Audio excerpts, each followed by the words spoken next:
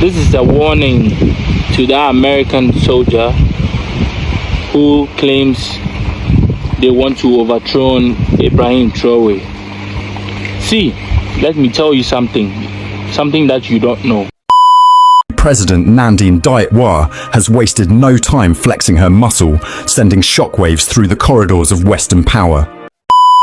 Because he's a general or because he's American or anything like that, but because he's black.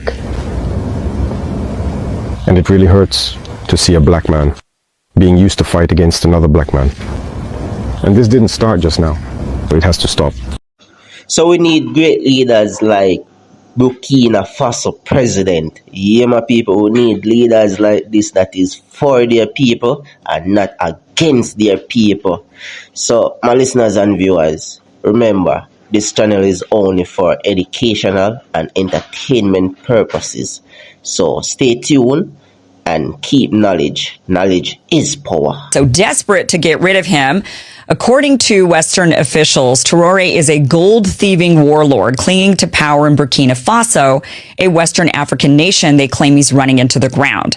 Well, just last month, U.S. General Michael Langley, let me show you his picture here, the commander for the U.S. African Command, he testified before Congress claiming Traoré is stealing gold and using it to protect himself and his regime, as if using the national bank account for protection and the military is somehow criminal when our own government just upped the defense budget to $8 trillion. But anyway, here's the part they leave out.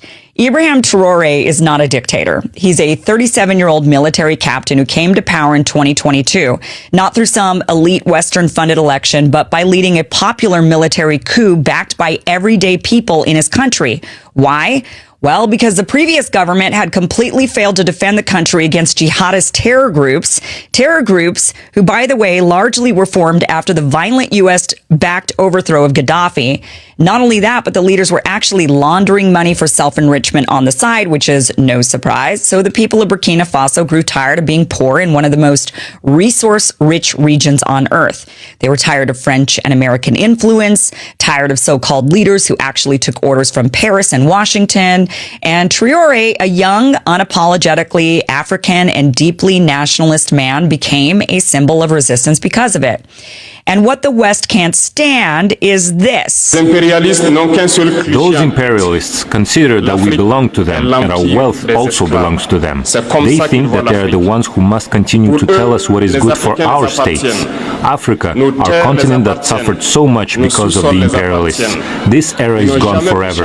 Our resources will remain for us and our populations.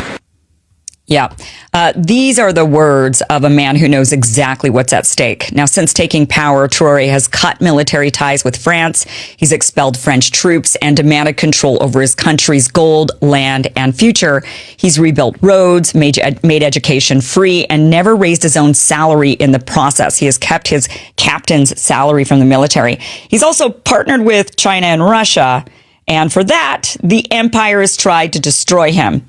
He's already survived multiple assassination attempts and several coup plots to remove him, and the smear campaigns are nonstop.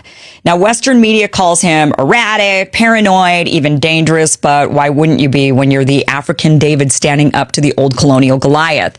And here's what the media won't show you. Across Africa and around the world, millions upon millions of people of African descent are cheering him on, from Paris to Harlem to Port-au-Prince. There have been mass rallies in solidarity with him, and chants of colonizers get out, France get out.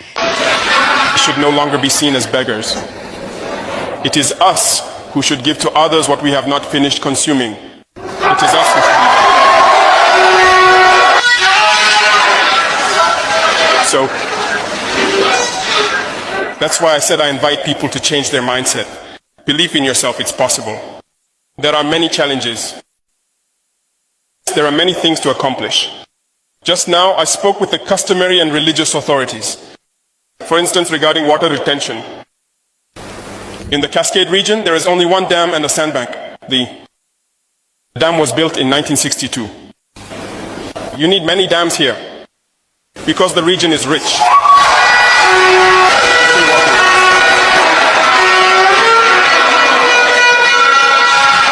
The entire border area Whether it's the Cascades region or the Southwest region, it rains abundantly. There are many waterways. We just left Pau not long ago. We know it's the same type of climate. But how many water retention structures are there? There are none. We have become aware of this situation. That's why I instructed the minister to first equip the sanitation department so it becomes operational. That is to have its own machinery capable of developing the lands themselves. We are also in the process of reviving what was called ONBAR, which today we realize that we have an absolute necessity to revive this structure. It is this structure that built most of the dams during the revolution. And today all over Burkina, as you travel, most of the dams you come across, you will be told they were built during the revolution or even before the revolution. Certainly after the revolution some dams were built, but I think that every locality where a small reservoir can be made should allow people to produce continuously. We should be able to do it regarding the crops. To agree with me that the idea we were given before saying this or that agricultural crop doesn't work. In Burkina Faso, everything is ironic. It's false. Everything grows in Burkina. Everything works in Burkina.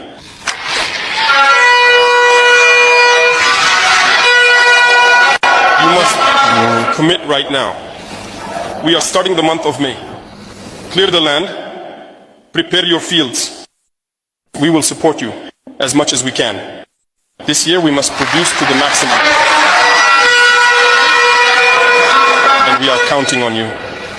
On you who have fought, you who have done everything to liberate this area from terrorist control.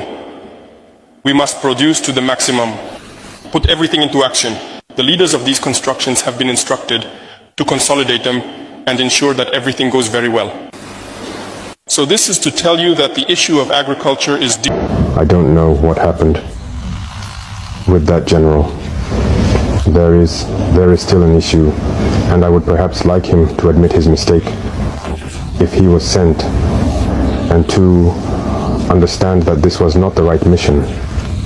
If he was misled, he should say so publicly, or otherwise admit before the Senate that he was mistaken.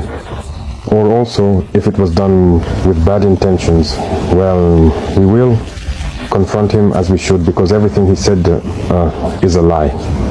And it's really shameful to see an adult lie, to see an adult, a general officer of a great army lie.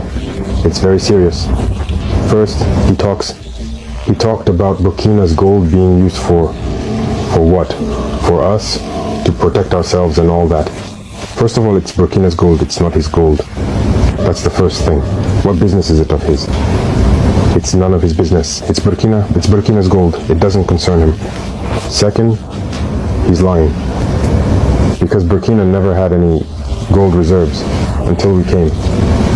We are the ones who started setting aside gold in the treasury of Burkina Faso. Otherwise, there wasn't a single gram of gold reserves in Burkina.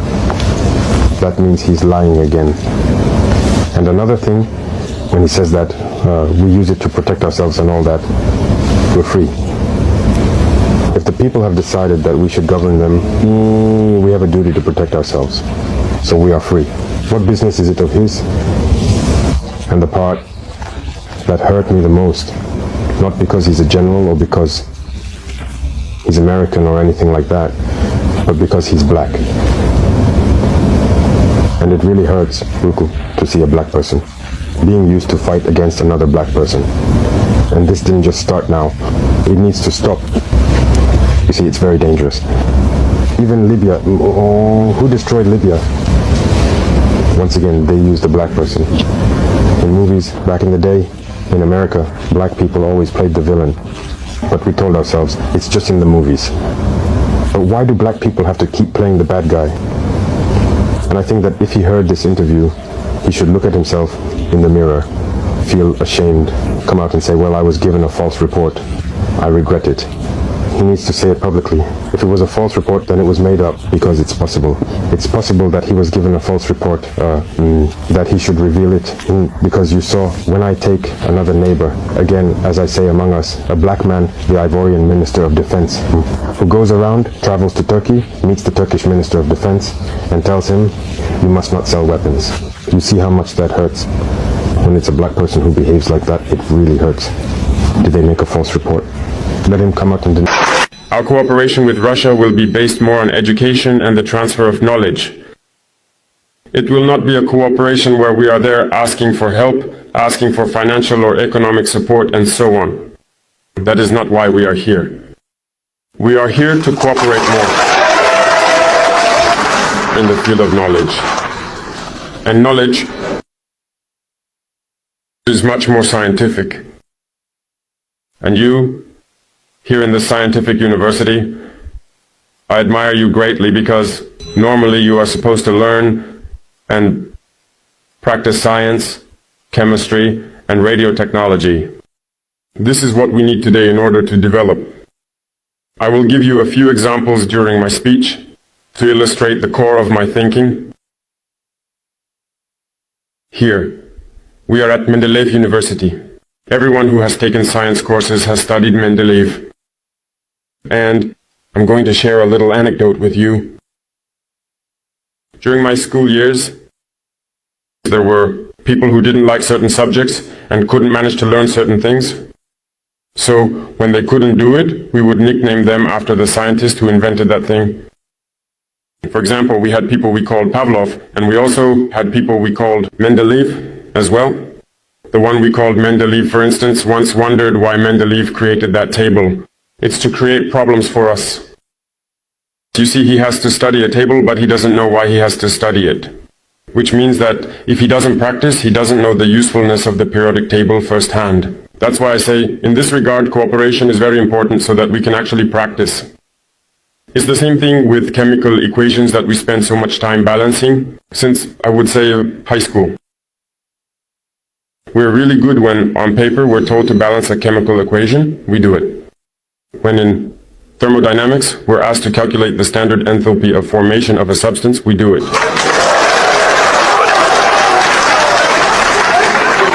But practically speaking, what do we actually do? For example, has anyone ever shown me, say, an illustration of a nucleus like that of hydrogen and explained what happens if you remove an electron, or what happens if you add an electron? I never got that kind of practical illustration. Since high school, we've been doing chemical reactions with hydrochloric acid on paper. But I've never actually handled hydrochloric acid or performed a real experiment with it. This just goes to show you how important practical experience is, and in our countries we lack the laboratories that would allow us to get that hands-on practice. And you shouldn't become the kind of theorist that I am. That's why we want to replicate this kind of university back home. The AFRICOM commander before the US Senate, your government responded firmly, denouncing unfounded accusations regarding Burkina Faso's sovereign choices. What do you say to those, especially in Washington, who continue to question the legitimacy of your current partnerships, particularly with Russia? And how do you intend to defend Burkina Faso's image on the international stage in the face of this kind of rhetoric? In any case, we are free to establish relations with whomever we choose. That is what independence means. So, on this matter, they can continue to think whatever they want. As for us, we will go wherever we want, as long as the partnership can, in any case, be mutually beneficial for both parties. Regarding those remarks, as you mentioned, we protested through the Ministry of Foreign Affairs. That was one thing. But I don't know what happened with that general. There is still a problem. And I would perhaps like him to admit his mistake if he was sent, and to understand that this was not the right mission. If he was misled, he should say so publicly, or otherwise admit before the Senate that he was mistaken. Or also, if it was done with bad intentions, well, we will confront him as we should, because everything he said is a lie. And it's really shameful to see an adult lie, to see an adult, a general officer of a great army lie. This is very serious. First of all, he talked about Burkina's gold being used for what? For us, to protect ourselves and all that. First, it's Burkina's gold, it's not his gold. That's the first thing. What business is it of his? It's none of his business. It's Burkina's gold. It doesn't concern him. Second thing, he's lying. Because Burkina never had any gold reserves until we came. We were the ones who started setting aside gold in the treasury of Burkina Faso. Otherwise, there wasn't a single gram of gold reserves in Burkina. So that means he's a liar, again. And another thing, when he says that, we use it to protect ourselves and all that. We're free. If the people have decided that we should govern them, we have a duty to protect ourselves. So we are free. What business is it of his? And the part that hurt me the most, not because he's a general or because he's American or anything like that, but because he's black. And it really hurts to see a black man being used to fight against another black man. And this didn't start just now, so it has to stop. Just days after her inauguration on March 21st, Namibia's new president Nandine Ndaitwah has wasted no time flexing her muscle, sending shockwaves through the corridors of Western power. Picture this, a leader who, like Captain Traoré, isn't here to play nice with the old colonial playbook. While Traoré has been kicking out French troops and reclaiming Burkina Faso's gold from neo-colonial clutches, Nandine Ndaitwah is stepping up with equal audacity in Namibia. Her moves are loud, they're proud, and they're unmistakably African. From wresting control of Namibia's booming oil and gas sector, to demanding accountability from Germany for the Namibian genocide, to slamming a visa requirement on US citizens starting April 1st, 2025, this system means business, and the West is scrambling to keep up. First, let's talk about the oil and gas power play. Over the weekend, President Nandine Ndaitwah didn't just reshuffle her cabinet. She restructured the very machinery of the Namibian state to bring the oil and gas sector under her direct control. You heard that right, comrades. In a statement that reverberated across the continent, she declared, "The new emerging industries of oil and gas need to be managed in a manner that maximizes benefits for all Namibians. Therefore, the management of these industries will fall under the office of the president." This isn't just a bureaucratic tweak, it's... Hello guys, this is a very sensible video that I want to do. This is a warning to that American soldier who claims they want to overthrow Ibrahim Traoré. See, let me tell you something that you don't know. Africans are now wise. Africans are now sensible. Trying to get good schools, good hospitals, good life. You get it?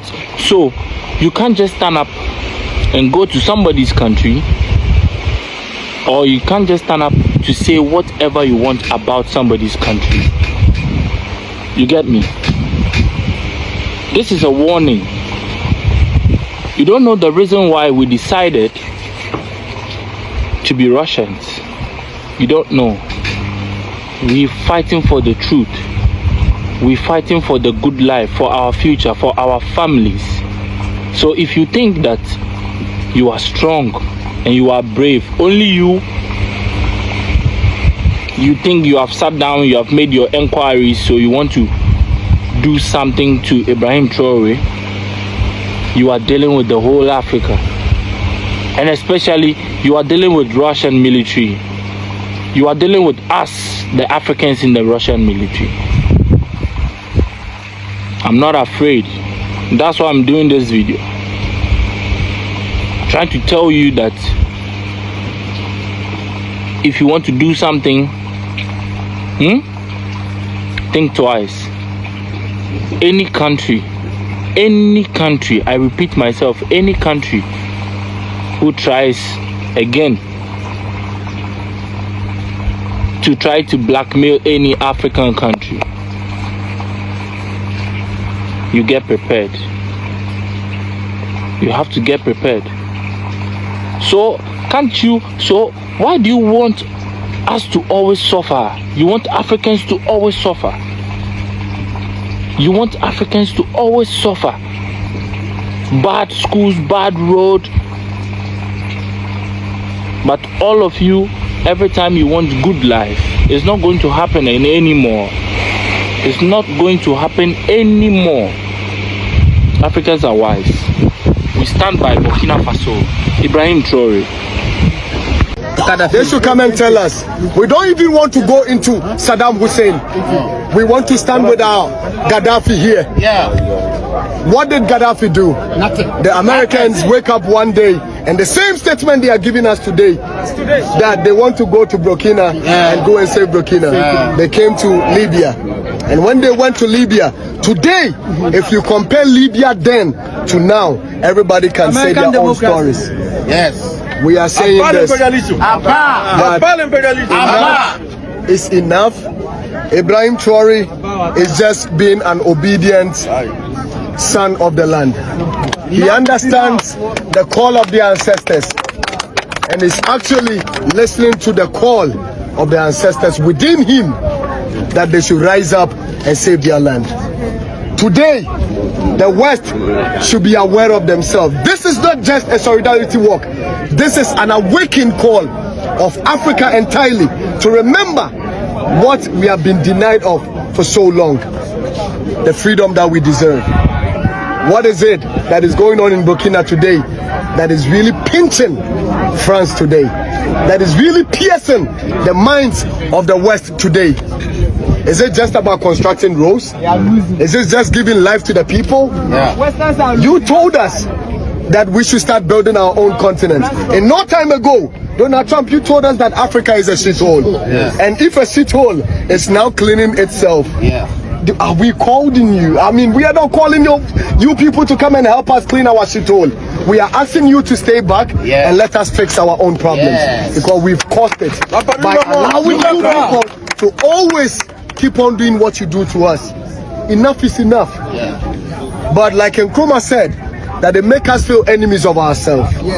They tell you that person is better than the other and that person is good than the other. They are using it to camp us together, then they hit among ourselves and we fight. And when we are fighting, they sneak through to come and do what they have to do. This is the time that nobody has to sit back and allow Western media to intimidate them, to wrongfully let them understand what we've been missing for too long. Because now all these gadgets we are seeing here is actually sending the message, and you need nobody to tell you the truth. You just have to log it in and go and see for yourself. Read for yourself and you see the truth. If you can't even read, nothing. Just log in Ibrahim Traoré in the last 2 years and you see the reason why Africa is where it is and why the West is coming back. We'll continue to rise and resist this. And I made this quote and I say this, that is either they accept